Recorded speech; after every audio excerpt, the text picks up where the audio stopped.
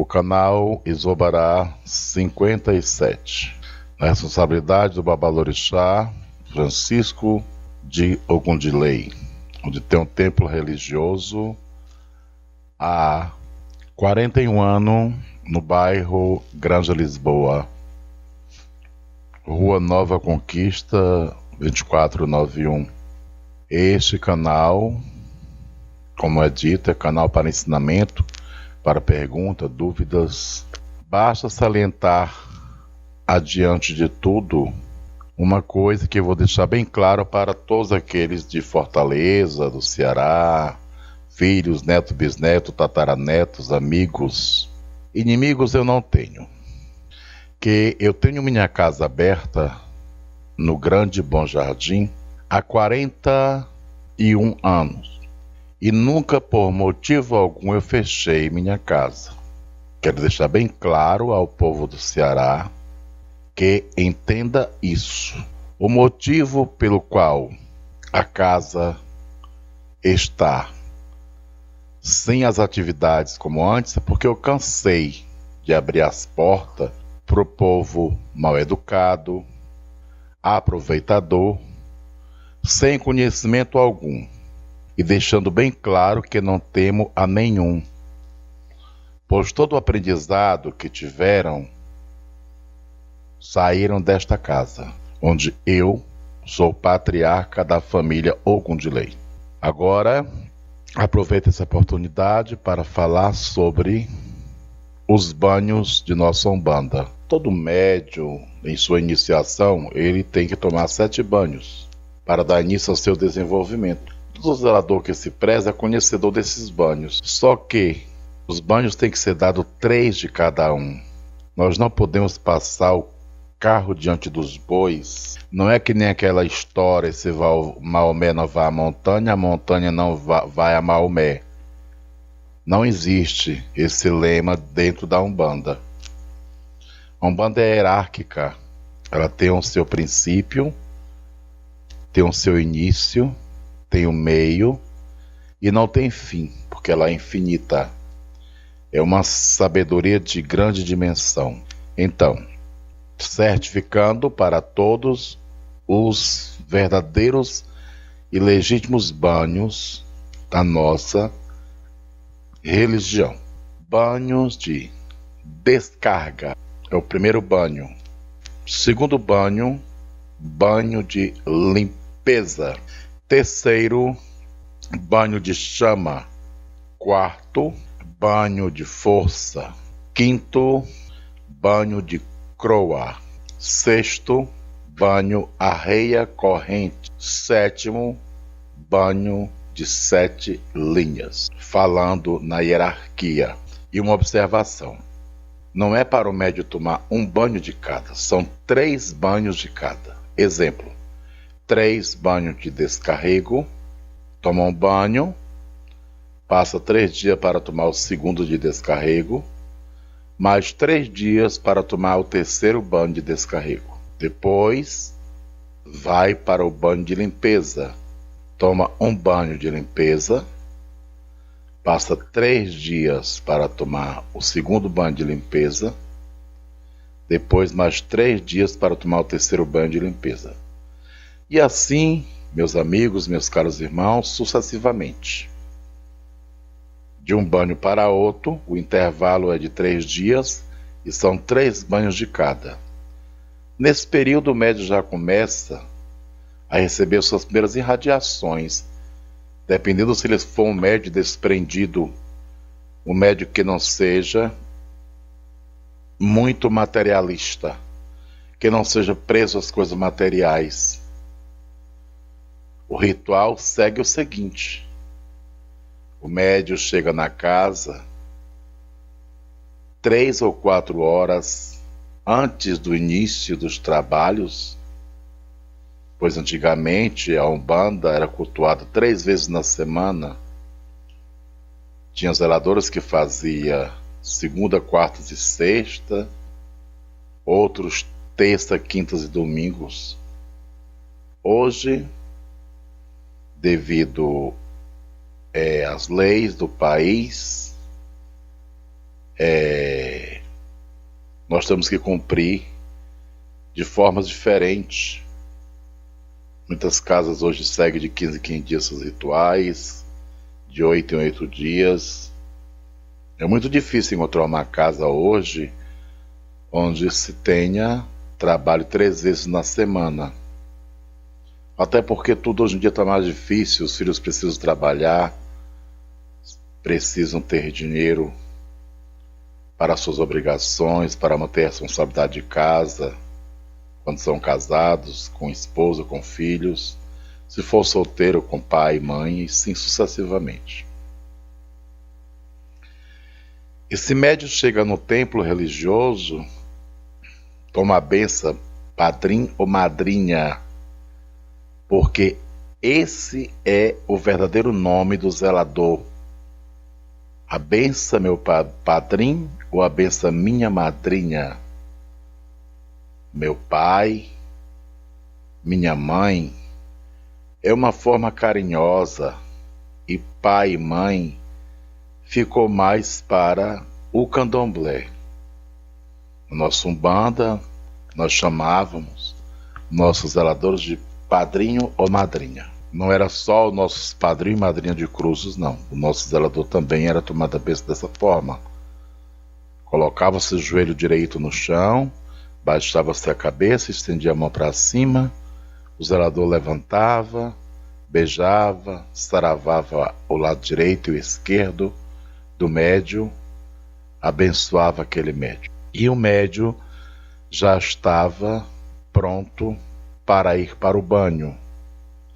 O banho já tinha sido preparado, rezado, cantado, irradiado, iluminado na noite passada para o dia em que o médium chegou no templo religioso. Depois desse banho, o médium vestia seu fardamentozinho branco de algodãozinho, nada de rechilier. O desenvolvente não pode usar roupas brilhosas, não pode usar roupas com renda. O máximo que ele pode ter uma roupinha branca, do bramantezinho branco, como se fosse uma roupinha de escravo, um calçolãozinho, abaixo do joelho um palmo, nem elástico podia ter, era puxado por um cordão na cintura, e uma camisinha simples, pescocinho redondo, de manguinha, 2 bolsos, parecia ter uma bata de frigorífico antigamente, às vezes aberta ao lado com botões. Quando o médium já sabia o seu guia-chefe de cabeça, ele usava faixa no pescoço, e dos 2 lados da faixa, do lado direito e esquerdo, tinha o ponto bordado ou pintado do seu guia-chefe, e na bata também ao lado direito, em cima do peito, também tinha um ponto do seu guia. Quando não fazia o ponto bordado ou pintado na costa, isso era Umbanda, onde as mulheres usavam aqueles vestidos de cetim, de babados e bicos, não usavam anáguas, usavam meia, usavam sapato. Hoje, isso para os umbandistas é o cúmulo. Isso é vergonhoso. Mas eu não me envergonho dessa Umbanda.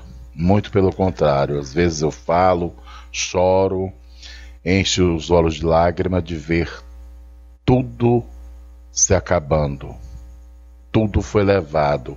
Toda a essência, todo o respeito, toda a moral, toda a hierarquia, toda a dedicação.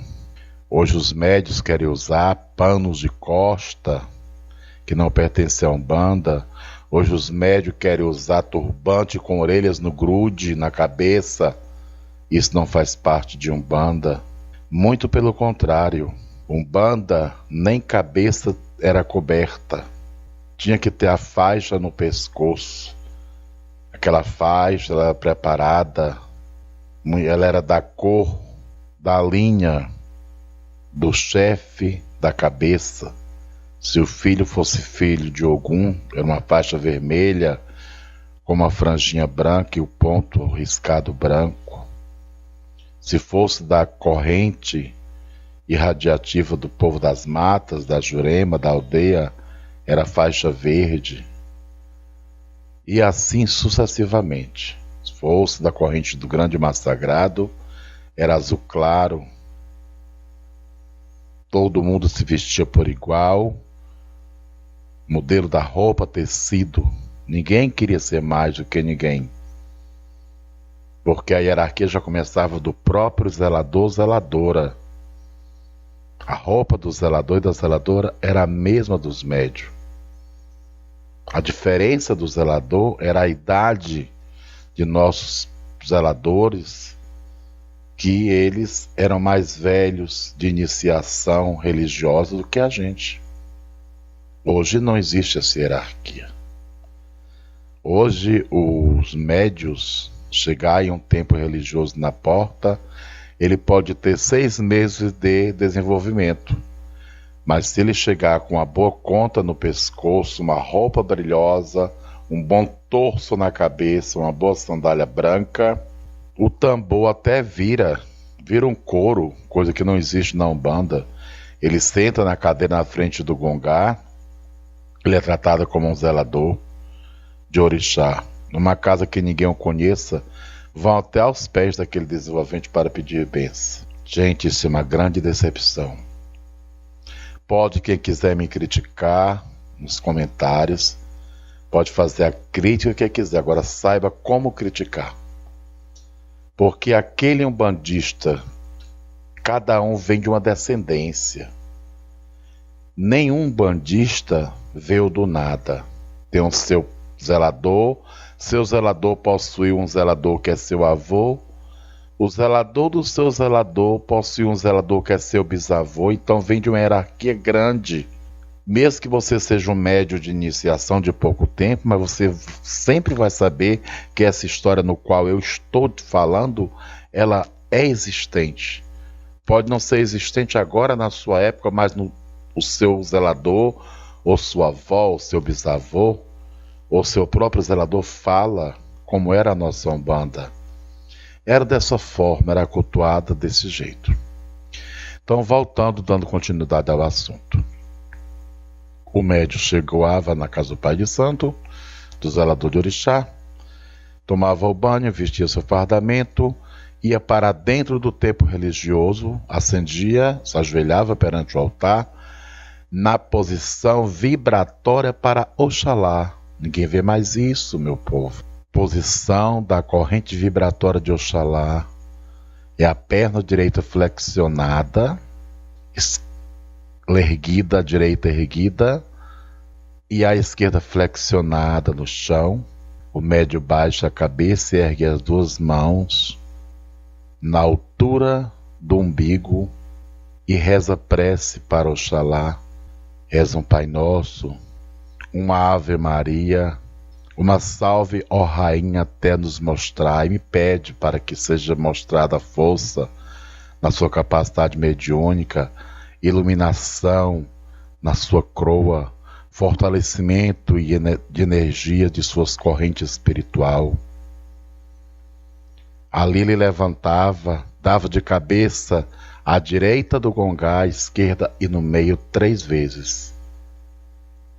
Ali ele deitava no chão limpo do templo religioso. E aí ia chegando irmão por irmão. Quando o zelador chegava dentro do templo religioso, todos os médios já estavam dentro do templo. Hoje, as coisas estão diferentes. Hoje, muitas vezes, o pai zelador da casa chega primeiro e fica esperando que o filho tenha boa vontade de trocar de roupa. Muitas vezes, o pai zelador atrasa o horário de abrir os seus trabalhos esperando pela boa vontade do médium que chegou fora da hora. Hoje o médium não quer mais cumprir o dever de comparecer à casa 1 ou 2 dias antes para pedir informação ao seu zelador, padrinho ou madrinha, qual será o banho da próxima gira, o que eu posso trazer, quais são as ervas para o meu banho, Porque cada médio é uma ciência diferente. Nem todos os médios, se eu tenho um médio que iniciou hoje na minha casa, ele vai tomar banho de descarrego. Mas aí chegou um médio depois dele que já tem 2 semanas, ele não vai mais tomar o de descarrego porque ele já tomou. Por isso que eu digo, os banhos nem todos são iguais. A não ser que por ordem do guia ou mentor espiritual daquele templo, ele ordene que na gira que vem, o banho para os médios será banho tal. Aí sim. Mas isso depois que esses médios já tiverem passado pelos banhos das 7 linhas. Então isso aqui foi somente um esclarecimento sobre os banhos. Que são 7 banhos, cada um tomado 3 vezes, como eu disse. E desejo a todos um bom dia, um bom domingo. Vai ser gravado vários vídeos para tirar todas as dúvidas. Se vocês tiverem dúvidas de alguma coisa, os filhos e netos, amigos quiserem fazer pergunta, deixe no comentário qual a sua dúvida que tem. Qualquer dúvida, não se acane, não tenha vergonha, porque eu sou um zelador de orixá. Eu já tenho uma caminhada muito grande, mas também não sou o dono de toda a sabedoria. Mas garanto a todos que estão me ouvindo, ninguém é 10 em nada, mas a minha avaliação seria 9,5 de conhecimento dentro da religião. Ninguém pode se avaliar, até mesmo no trabalho, se pedir uma avaliação, uma psicóloga, se você for fazer uma entrevista e uma psicóloga pedir uma avaliação, se avalie de 1 a 10, você colocar 10, você pode ter respondido tudo, ter passado no teste em tudo, mas só você foi reprovado, porque ninguém é 10 em nada. Você não pode se avaliar em uma nota. As pessoas que têm que ver a sua capacidade. Certo? Então, deixe o comentário sobre as suas dúvidas, o que vocês querem, o que vocês desejam saber, que eu posso até adiantar. Deixe o nome para eu poder falar, o irmão, ou o zelador tal, o filho tal, o neto tal. Me fez a pergunta a respeito disso. Teve um dia desse, ano passado, que um neto de santo meu, já dono de templo religioso, já depois que tinha dado muitas consagrações de sacerdotes na casa, me perguntou: Pai Francisco, me diga uma coisa, Exu é linha ou é lei? Aí eu tive que dar a resposta correta, que Exu era lei e não linha.